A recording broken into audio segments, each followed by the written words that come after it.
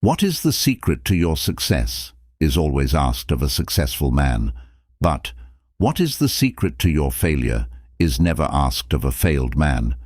As you can see, they are not interested. It's a secret that everyone wants to know how to open. There is success for every man, but it looks like it's hidden behind a wall or door. We heard the wonderful story of how the walls of Jericho came down in the Bible reading. Of course, every story in the Bible can be understood in a spiritual way. Now we'll talk about your wall of Jericho, the thing that is stopping you from being successful. Almost everyone has made a wall around their own Jericho. The city you can't get into holds great riches, your perfectly planned success, and your heart's desire. What kind of wall did you build around your Jericho? A wall of anger is often what it is. When you are angry at someone or something, it stops your good from working.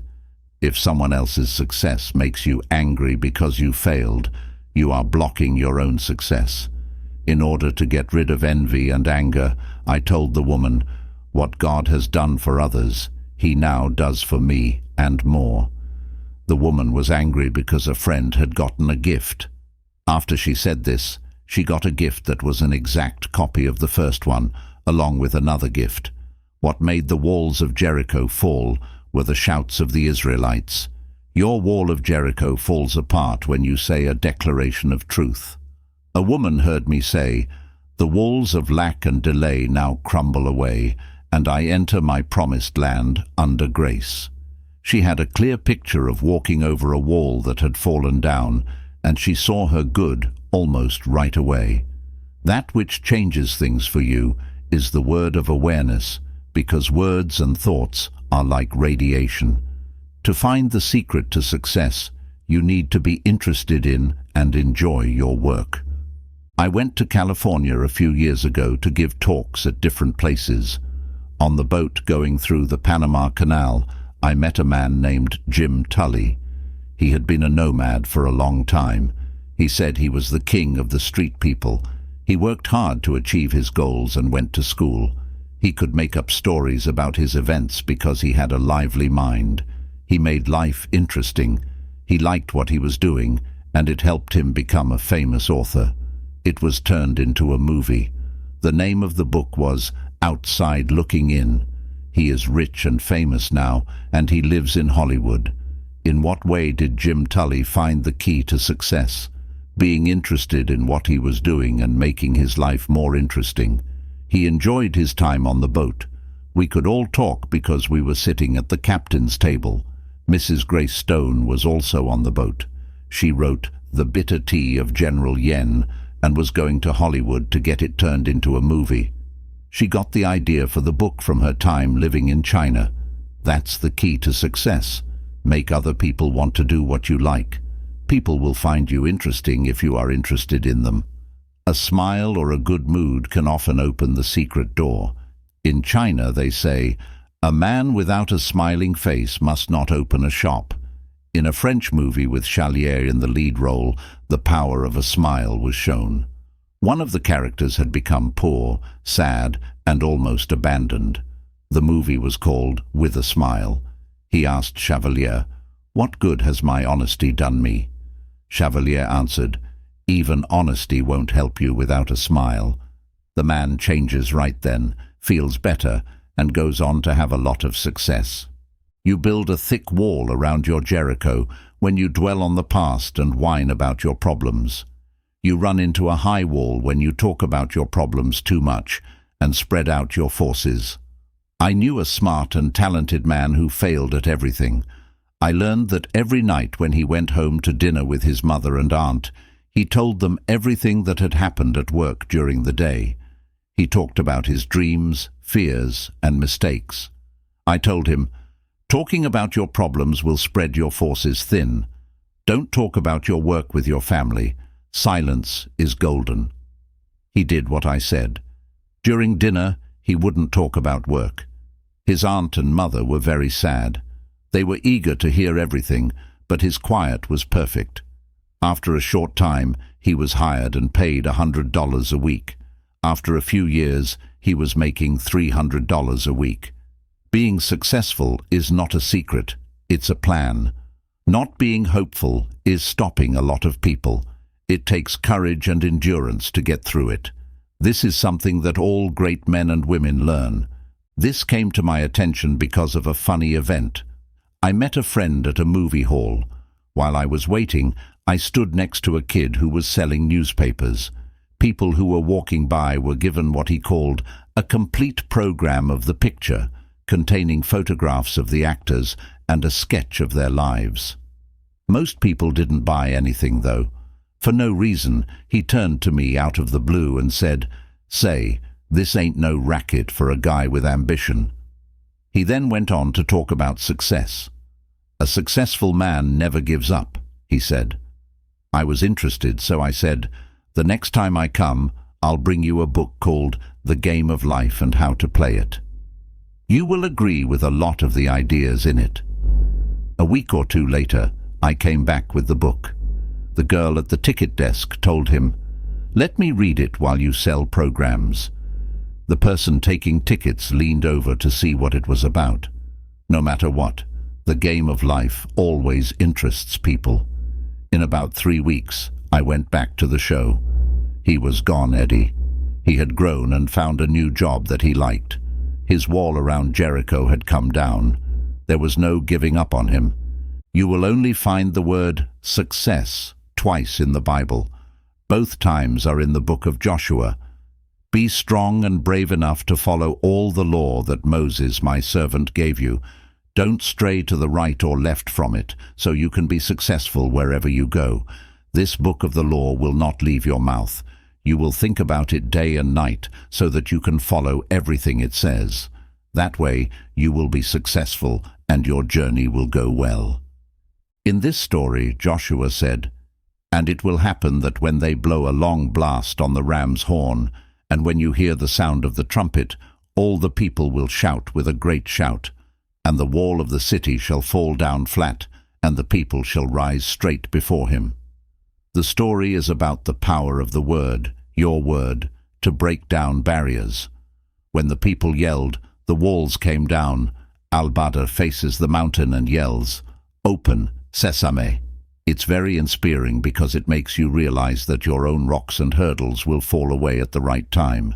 For example, the walls of lack and delay now crumble away, and I enter my promised land under grace. Book 2, Bricks Without Straw. You shall not be given straw, but you shall make bricks without straw. Exodus 5:18. To give a metaphysical interpretation, we can see a picture of everyday life. The Israelites were slaves to Pharaoh, who was the cruel ruler of Egypt. They were forced to work as bricklayers and were hated and despised. The Lord told Moses to free his people from slavery, so he and Aaron went into Pharaoh's house and told him, "Thus says the Lord God of Israel, let them go." It was impossible to make bricks without straw. Pharaoh beat the Israelites because they weren't making the bricks. Then Jehovah sent them a message, "Go, therefore now, and work. For there shall no straw be given you, but you shall deliver the tale number of bricks." By following spiritual law, they were able to make bricks without straw, which amazed everyone. When people learn the law of life, they are freed from their taskmasters. This is called liberation under Moses. We can't be saved by grace until we know the law. In the last verse of the 111th Psalm, it says, "The fear of the Lord is the beginning of wisdom. Those who follow his rules have a good understanding. His praise lasts forever." If we read Lord as law, we can understand the meaning better. The fear of the law, karmic law, is the beginning of wisdom, not the fear of the Lord. When we understand that everything we send out comes back to us, we start to be wise. Lord Monaghan showed some amazing photographic slides of the effects of surgeries that happened 1,000 years before Christ. One of the slides showed the real body parts of the Pharaoh of Egypt. The big vessel that came out of the heart was so well preserved that pieces of it could be made from the lantern slide not long ago. It was impossible to tell the difference between the old and new ships. Ioma had attacked both hearts. This is a situation in which calcium salts build up in the walls of the vessel, making it stiff and unable to bend. The vessel gave way because it wasn't big enough for the flow of blood from the heart. The mental changes that come with a stiff vascular system went along with this condition: a narrowing of the view, a sense of limitation, and a fear of venture. A heart that gets harder to touch. Because Pharaoh had a hard heart, he made his own heart hard. This is still true after many thousands of years. We are all leaving Egypt and the house of slavery. You are a slave because of your fears and worries. Things look hopeless for you right now. What should you do? It's like making bricks without straw. But remember what Jehovah said: "Go now and work, for there will be no straw given you, but you will deliver the tail number of bricks. You will make bricks without straw. God makes a way where there is no way." A woman who was behind on her rent was told my story. It had to be had right away, but she didn't know of any way to get it. She tried every possible route, but she was a truth seeker and kept saying her mantras. The dog was whining and wanted to go outside. She put his leash on and walked down the street the way she always did. The dog wanted to go in a different way though, so he pulled on the leash. She followed him. In the middle of the block, across from a park, she looked down and picked up a roll of bills that were the exact amount of rent. She looked through ads but could not find the owner. The place she found, it wasn't near any homes. The intellectual mind, or thinking mind, sits on the throne of Pharaoh in your mind. It keeps saying, "It can't be done. What's the point?" We need to drown out these negative thoughts with a positive one. As an example, say, "The unexpected happens. My seemingly impossible good now comes to pass." This stops the army of aliens, or the mind that can reason, from arguing. Unexpected things happen. That's a thought it can't handle. You have made me smarter than my enemies. Your enemy thoughts are your worries, fears, and doubts. Imagine how great it would be to be truly free from the Pharaoh's rule. In order to have the idea of safety, health, happiness, and plenty fixed in your mind, you would be able to do anything in your life. There, everything is added to us naturally. This is the kingdom that Jesus Christ spoke of. It was automatically added unto us because everything is vibration, and when we vibrate to success, happiness, and plenty, the things that represent those states of consciousness will join us. You feel wealthy and successful, and then all of a sudden you get a big check or a lovely gift. I tell the story to show how this law works. At the party I went to, there were games, and the winner got a gift. A pretty fan was the prize. There was a woman there who was very wealthy and had everything. Clara was her name. The ones who were poor and angry whispered to each other, "We hope Clara doesn't get the fan." Of course, Clara did get the fan. Without a care in the world, she was buzzing with plenty. Hatred and envy stop your good work and keep your friends away. Whenever you feel angry or envious, tell yourself, "What God has done for others, He now does for me and more." This will bring you all the friends and things you want. No one gives to themselves or takes from themselves but themselves. Life is like a game of solitaire. Everything around you will change as you do. Let's go back to Pharaoh, who was cruel. No one loves someone who hurts others. I remember an old friend. Lois was her name. It was easy for her father to give her mother and her food and clothes because he had a lot of money. We all bought copies of The Winged Victory, Whistler's Mother, or other works of art to hang in our homes when we were in art school together. The father of my friend called all of these things plunder, and he would tell her, "Don't bring home any plunder." Without a Winged Victory on her desk or Whistler's Mother on the wall, she lived a dull life. He often told my friend and her mother, "When I die, you'll both be well off." Someone asked Letty, "When are you going abroad?" All the art students went abroad, and she happily answered, "Not until Papa dies." This shows that people always look forward to being free from need and oppression. Now, let's free ourselves from the chains of bad thoughts. We have been controlled by our questions, fears, and worries. Let us be set free like Moses set the Israelites free, and let us leave Egypt and the house of slavery. Find the thought that is beating you up the most. Go to the forest camps and look for the boss. A lot of the logs are sent down the rivers in the spring. There are times when the logs get crossed, which makes a jam. The guys are looking for the kingpin, which is the log that is blocking the flow. Make it straight, and the logs will start to rush down the river again. Perhaps your boss is anger. Your good is held back by anger. More of what you hate will make you hate it even more. You build up a track of anger in your brain, and you'll show it in the way you talk. People will avoid you, and you'll miss the great chances that come your way every day. A few years ago, there were a lot of guys selling apples on the streets. They got up early to get the best spots. On Park Avenue, I saw one more than once. He had the most unpleasant look I had ever seen on his face. He kept calling out, "Apples, apples," but no one stopped to buy. I bought an apple and told him, "You'll never sell apples unless you change your face." He said, "Well, that guy over there took my corner." I told him, "Don't worry about the corner."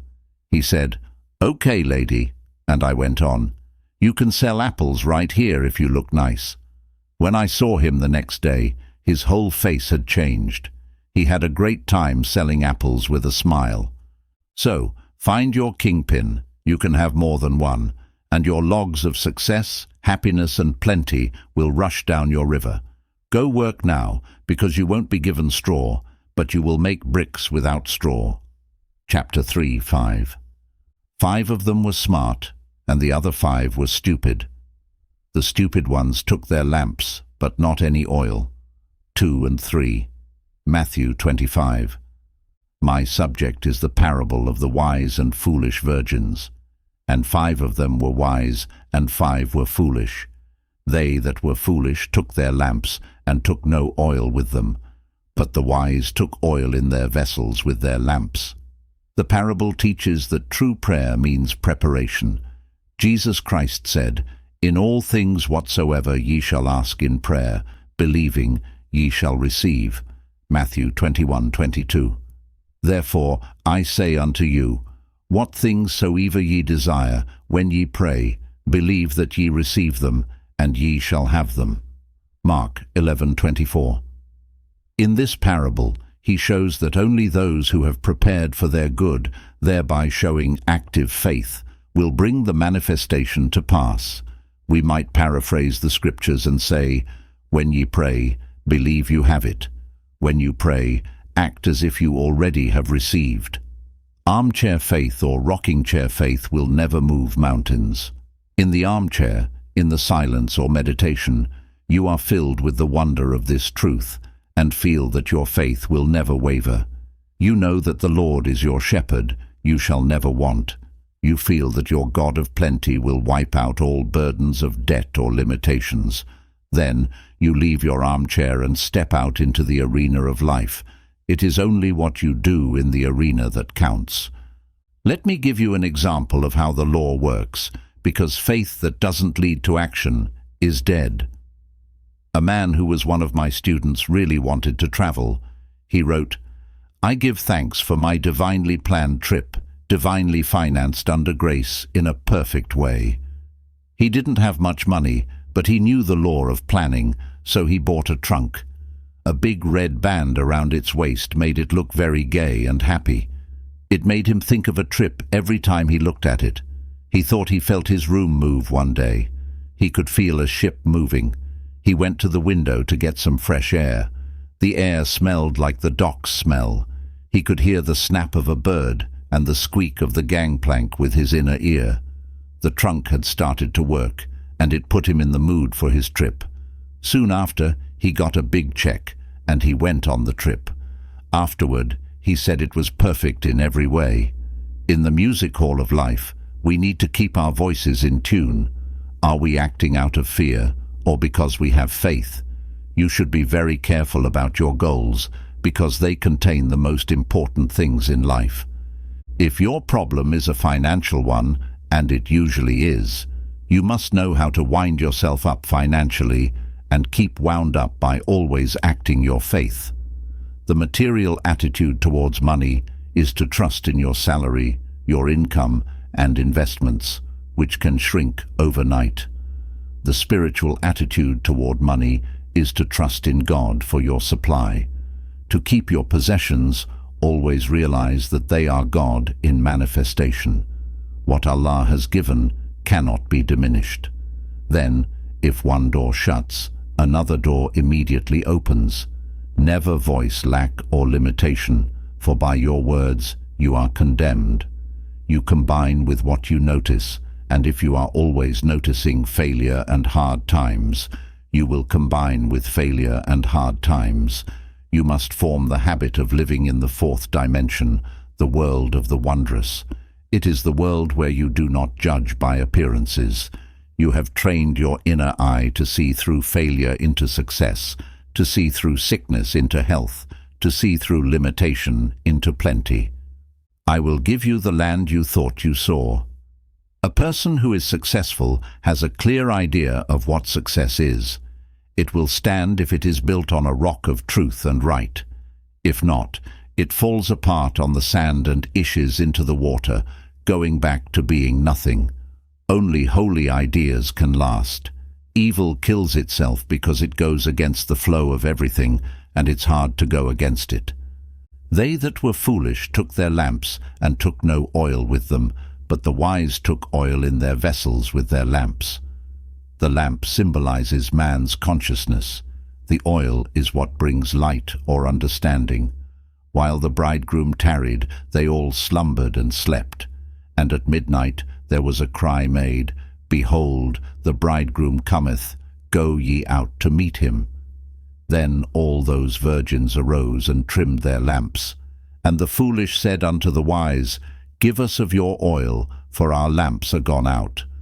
The foolish virgins were without wisdom or understanding, which is oil for the consciousness.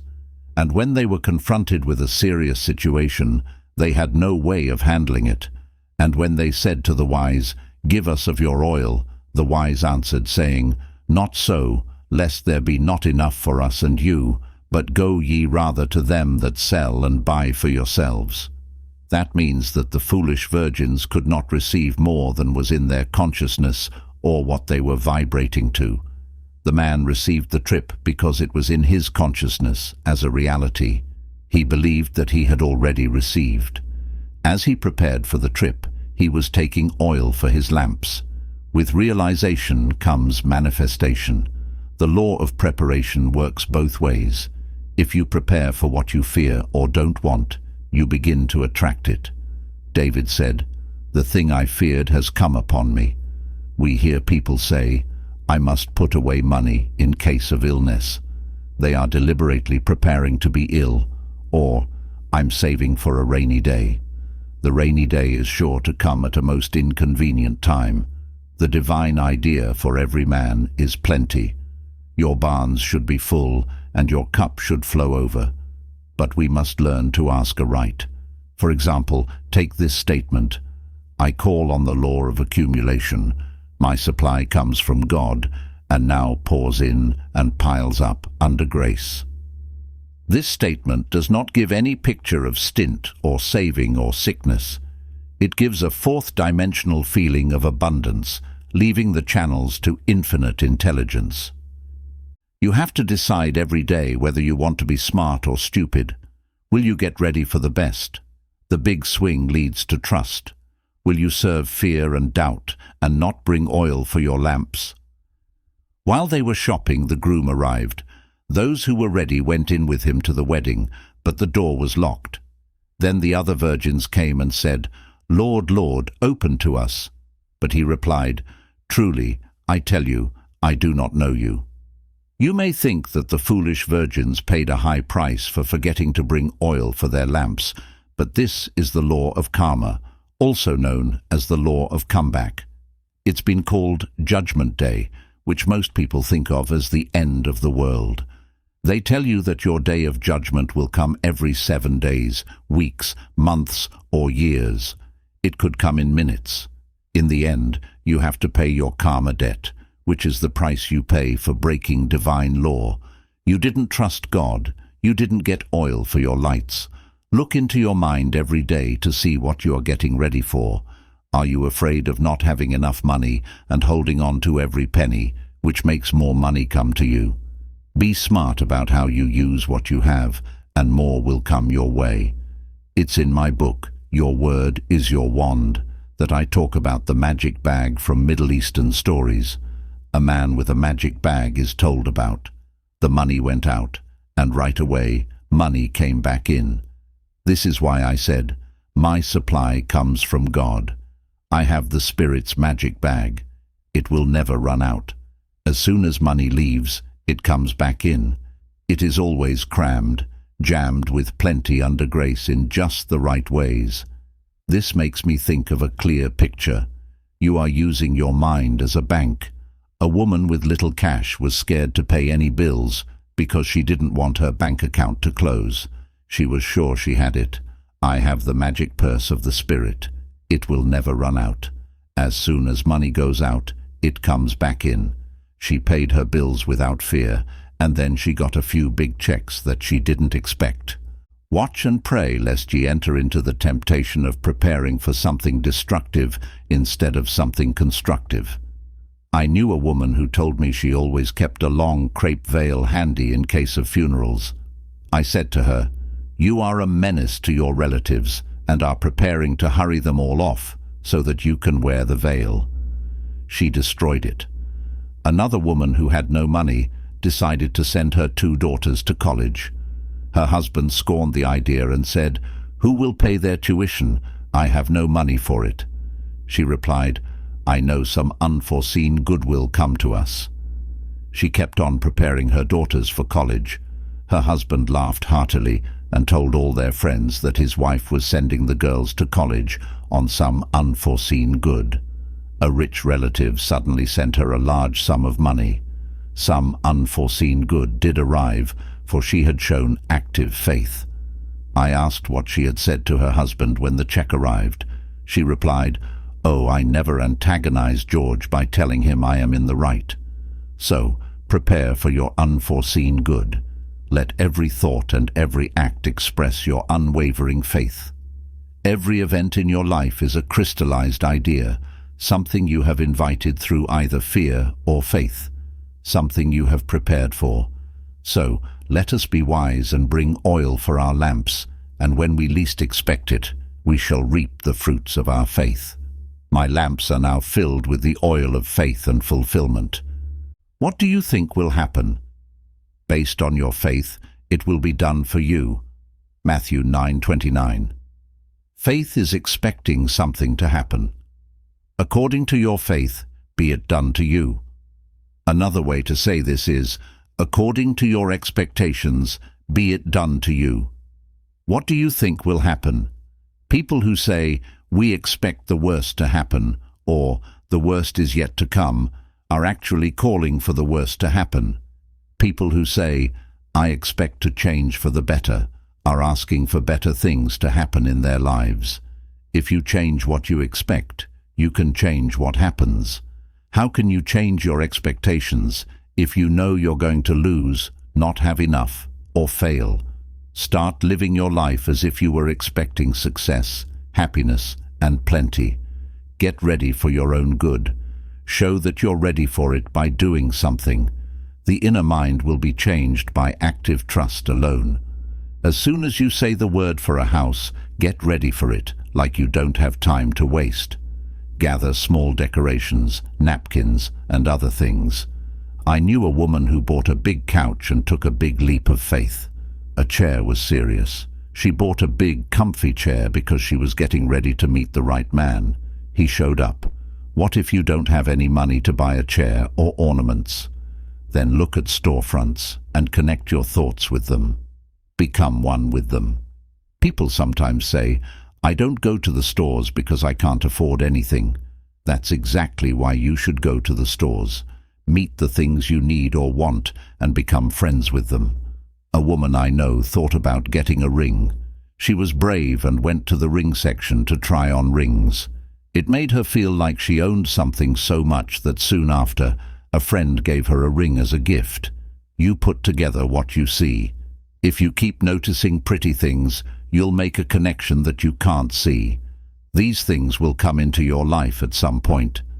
My soul, wait thou only upon God, for my expectation is from him, says the 62nd Psalm. If you say, poor me, too good to be true, he will not listen.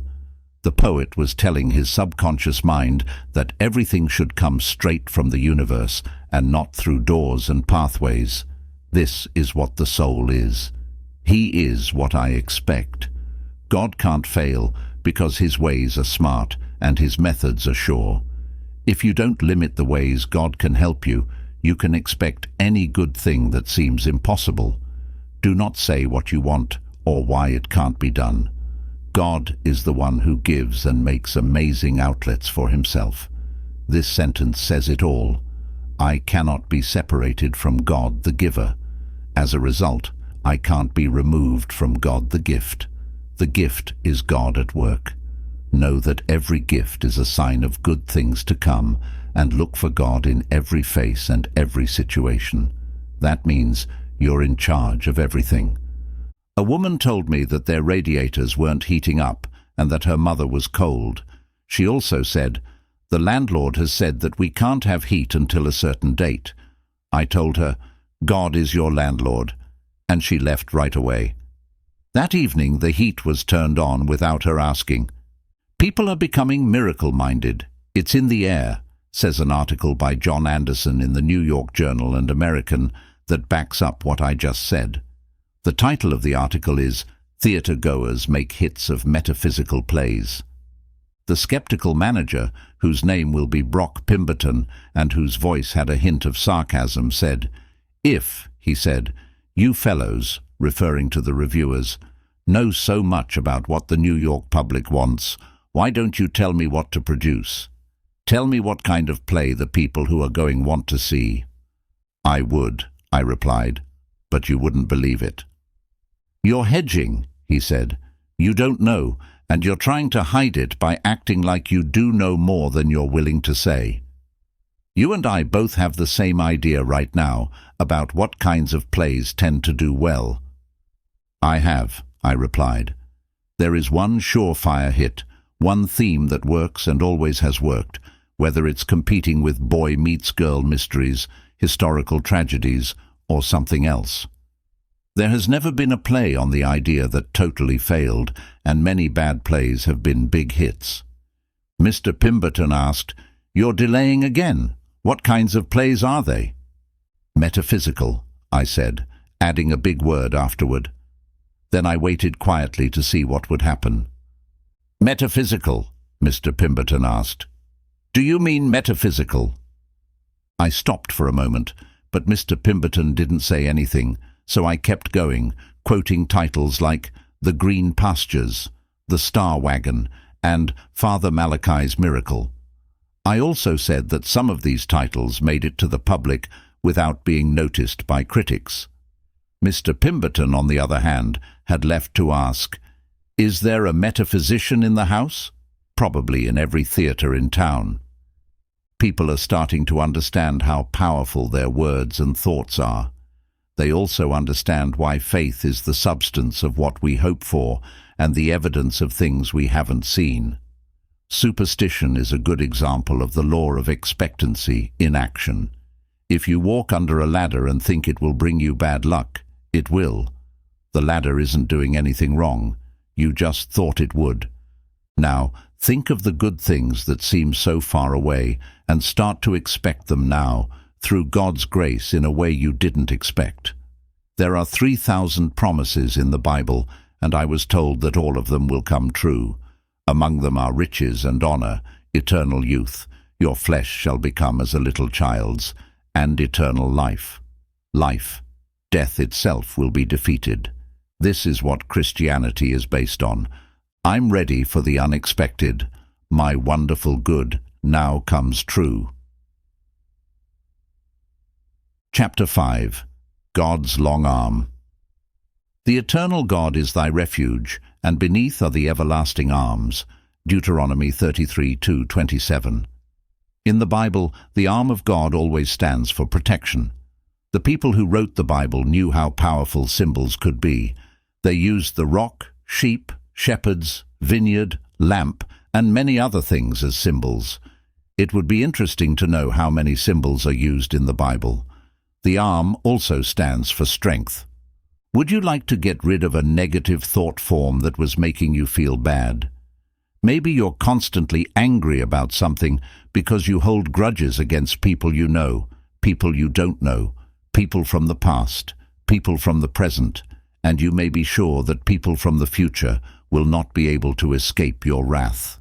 When you hold grudges, you hold them with every organ in your body. The long arm of God reaches out over people and conditions, controlling the situation and protecting my interests. A clipping quoted Albert Edward Day, D.D., writes that loving our enemies is good for our spiritual health is widely known and accepted, but that negation and poisonous emotions destroy physical health is a relatively new discovery. The problem of health is often an emotional one. Wrong emotions entertained and repeated are potent causes of illness. When the preacher talks about loving your enemies, the man on the street is apt to dismiss the idea as unendurable and pious. But the fact is, the preacher is telling you something which is one of the first laws of hygiene as well as ethics. No man, even for his body's sake, can afford to indulge in hatred. It is like repeated doses of poison. When you are urged to get rid of fear, you are not listening to a moonstruck idealist. Rather, you are hearing counsel that is as significant for health as advice about diet. We hear so much about a balanced diet, but without a balanced mind, you can't digest what you eat, calories or no calories. Non-resistance is an art. When acquired, the world is yours. So many people are trying to force situations. Your lasting good will never come through forcing. Personal will flee from the things which flee from thee. Seek nothing. Fortune seeketh thee. Behold his shadow on the floor. Behold him standing at the door. I do not know the author of these lines.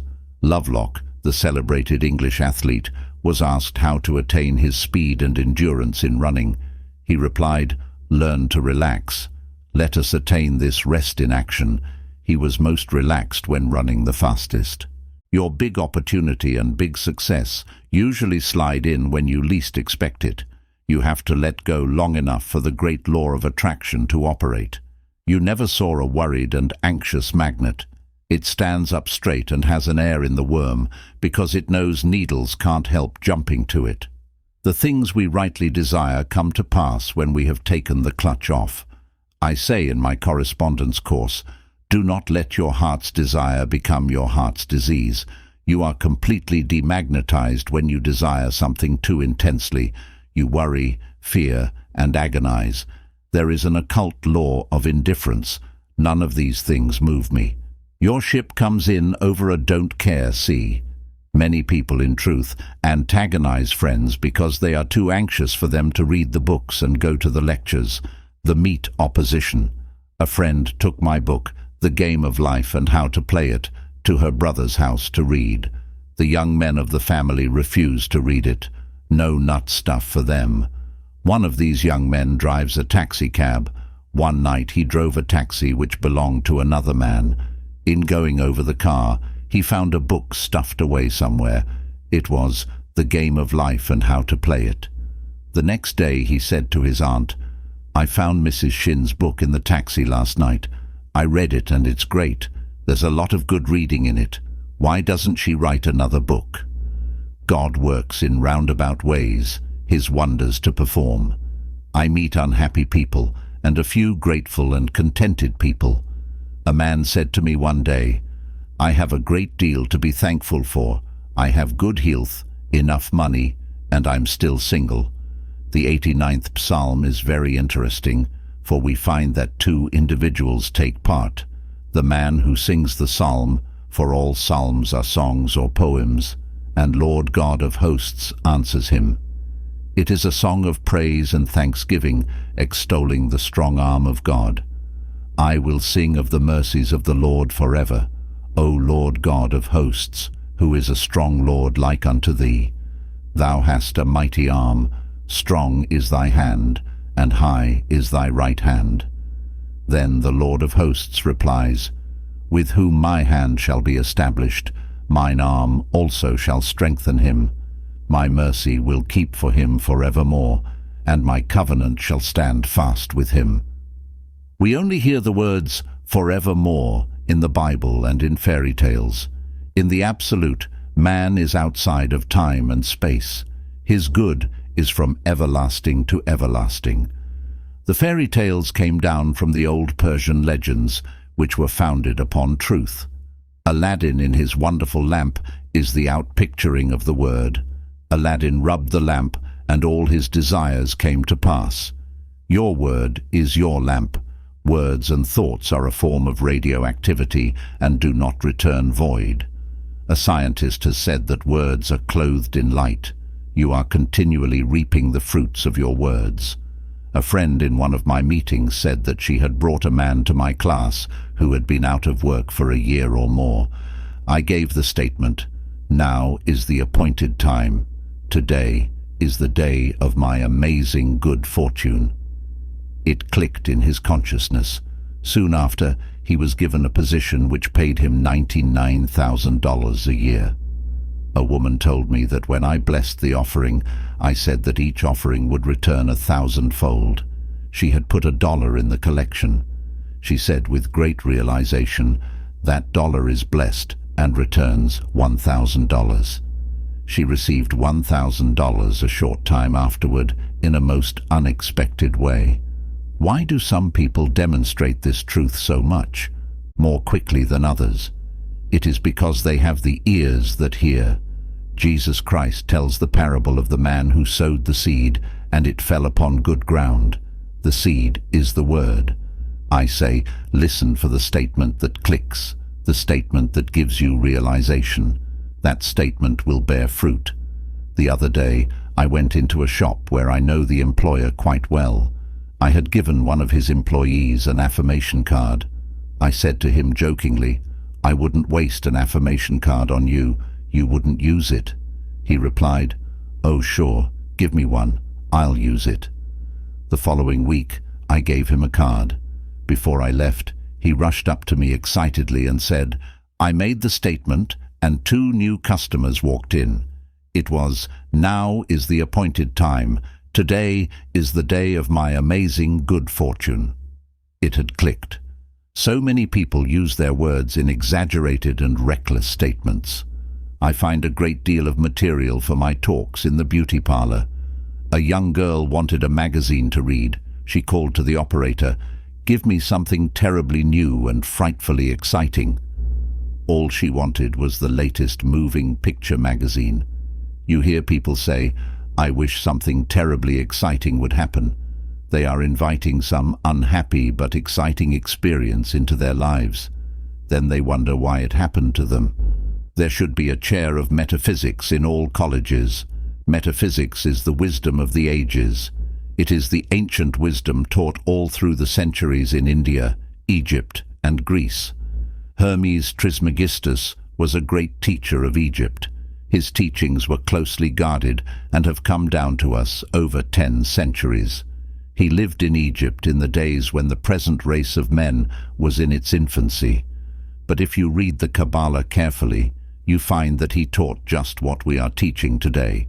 He said that all mental states were accompanied by vibrations.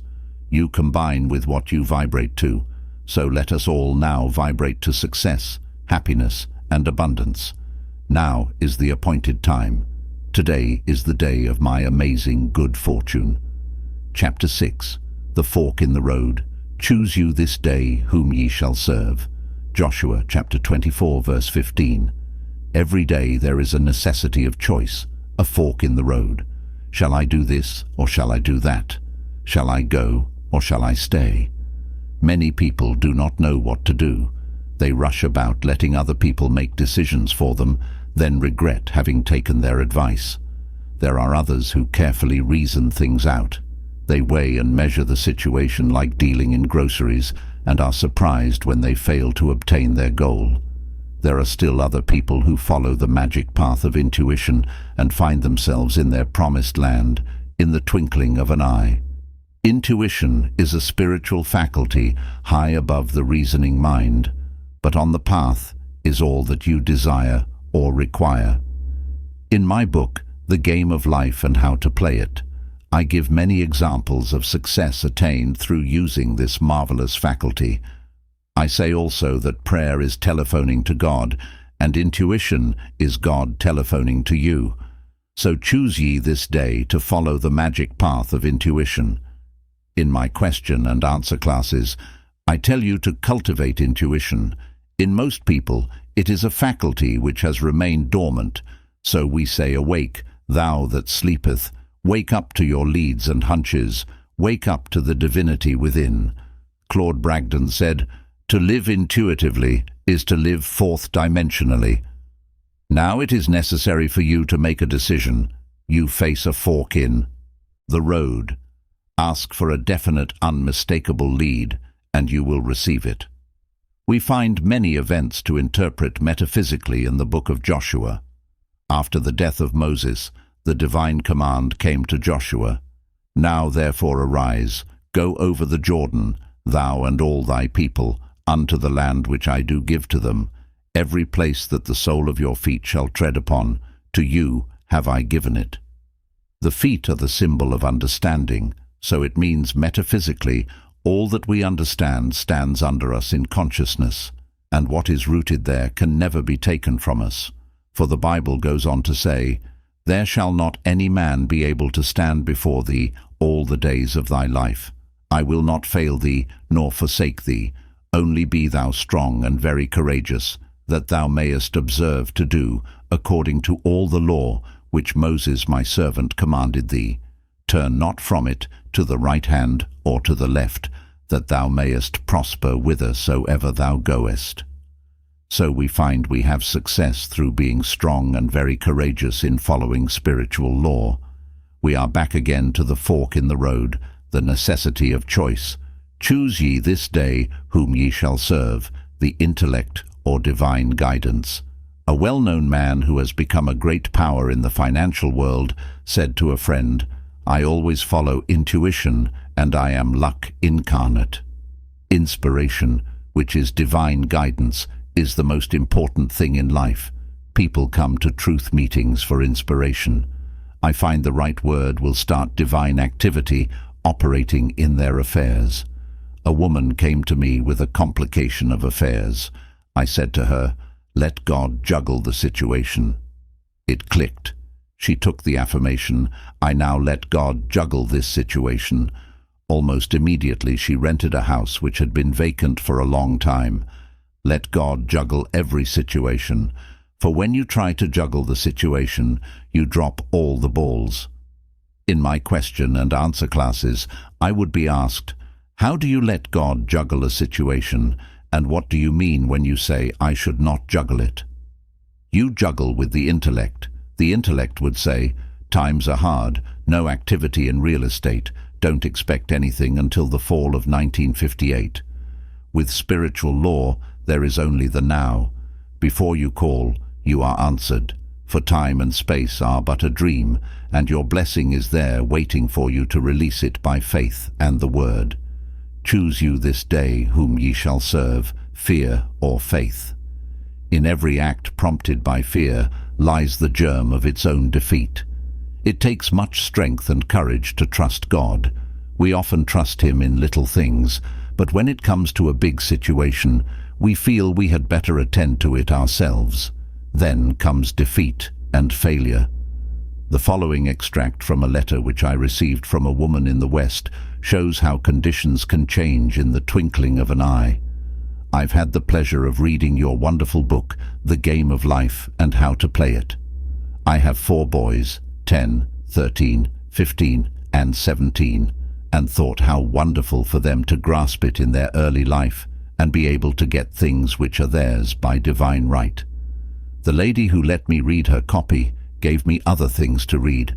But it seemed when I picked this book up, it was magnetic, and I could not let go of it. After reading it, I realized I was trying to live divinely, but did not understand the law, or I would have been much further advanced. At first, I thought it quite hard to find a place in the business world after so many years of being a mother, but I got this statement: God makes a way where there is no way, and He did that very thing for me. I am grateful for my position and smile when people say, "How do you do it? Manage 4 growing boys, a home, after all the times you have been hospitalized with such major operations and none of your relatives near you." I have that statement in my book. God makes a way where there is no way. God made a way for her in business when all her friends said it couldn't be done. The average person will tell you almost anything can't be done. I had an example of this the other day in a shop. I found a delightful little silver dilator which would make just 1 cup of anything. I showed it to some friends with enthusiasm, thinking it's so very cute, and one said, "It will never work." The other said, "If it belonged to me, I'd throw it away." I stood up for the little dilator and said, I knew it would work, which it did. My friends were simply typical of the average person who says it can't be done. All big ideas meet with opposition. Do not let other people rock your boat. Follow the path of wisdom and understanding, and turn not from it to the right hand or to the left, that thou mayest prosper whithersoever thou goest. In the 13th verse of the 24th chapter of Joshua, we read a remarkable statement: "And I have given you a land for which ye did not labor, and cities which ye built not, and ye dwell in them. Of the vineyards and oliveyards which ye planted, not do ye eat." This shows that man cannot earn anything. His blessings come as gifts, lest any man shall boast. With the realization of wealth, we receive the gift of wealth. With the realization of success, we receive the gift of success. For success and abundance are states of mind, for it is the Lord our God. He it is that brought us up and our fathers out of the land of Egypt, out of the house of bondage. The land of Egypt stands for darkness, the house of bondage where man is a slave to his doubts, fears, beliefs, and lack and limitation, the result of having followed the wrong fork in the road. Misfortune is due to failure to stick to the things which Spirit has revealed through intuition. All big things have been accomplished by men who stuck to their big ideas. Henry Ford was past middle age when the idea of the Ford car came to him. He had great difficulty in raising the money. His friends thought it was a crazy idea. His father said to him tearfully, "Henry, why do you give up a good $25 a week job in order to chase a crazy idea?" But no one could rock Henry Ford's boat. So in order to come out of the land of Egypt, out of the land of bondage, we must make the right decisions, follow the right fork in the road, only be thou strong and very courageous, that thou mayest observe to do according to the law which Moses my servant commanded thee. Turn not from it to the right hand, nor to the left, that thou mayest prosper whithersoever thou goest. So as we reach the fork in the road today, let us fearlessly follow the voice of intuition. The Bible calls it the still small voice. There came a voice behind me saying, "This is the way, walk ye in it." On this path is the good already prepared for you. You will find the land for which you did not labor, and cities which ye built not, and ye dwell in them. Of the vineyards and oliveyards which ye planted not, do you eat. I am divinely led. I follow the right fork in the road. God makes a way where there is no way.